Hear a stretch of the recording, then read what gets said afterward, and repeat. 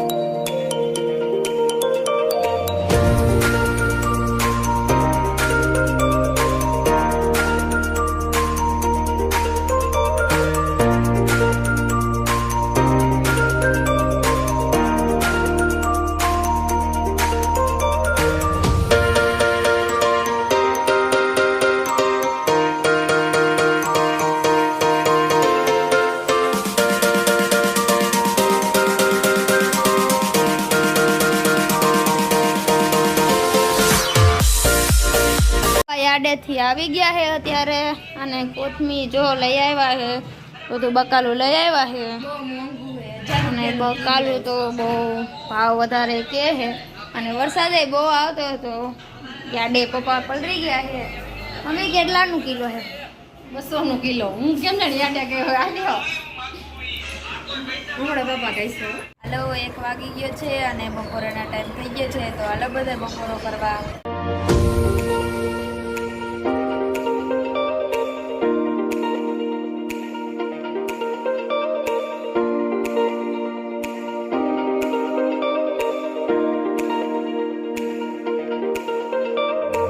હાલો તમારા બ્લોગર વર્ષાબેન થોડાક માંદા પડી ગયા છે, બીમાર થઈ ગયા છે, કેવું ફીલ થાય છે તમને બીમારીમાં? એની ડોક દુખે છે, થોડુંક પ્રોબ્લેમ થઈ ગયો ડોકમાં, હલતી નથી ડોક, કેમ? સારું ને?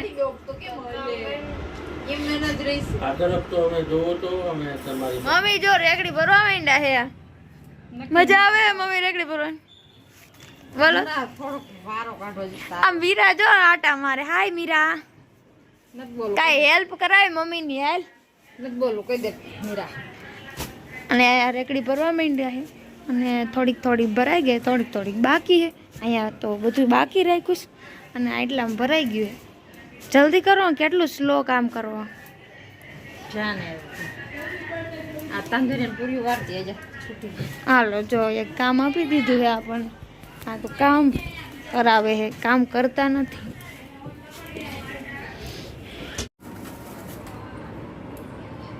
હાલો વાગી ગયા છે 3:30 અને રેકડી ભરાઈ ગઈ છે, અને જો બધું ફ્રેશ રેડી છે, ભરાઈ ગઈ છે રેકડી। મેથી, કોથમી, મૂળા, પાલક, રેકડી ભરાઈ ગઈ છે સરસ મજાની। એટલે મેં હેલ્પ કરાવી હતી મમ્મીને, કા મમ્મી મેં હેલ્પ કરાવી હતી ને આમાં। હાલો આજે તો બીચ છે, એટલે અહીંયા ઘરે ખીર પૂરી બનાવવાનું છે, તો પૂરી તરાય છે, અને માનસી દીદી પૂરી તરે છે, અને બાજુમાં પૂજા દીદી રોટલી બનાવે છે અને આ બાજુ પૂરી વણેલી પડી છે અને માનસી દીદી તથા જાય છે. અત્યારે વાગી ગયા છે 8 અને અમે બધા આરતી કરવા જાય છે કાકાના ઘરે. તો હાલો બધા આરતી કરવા.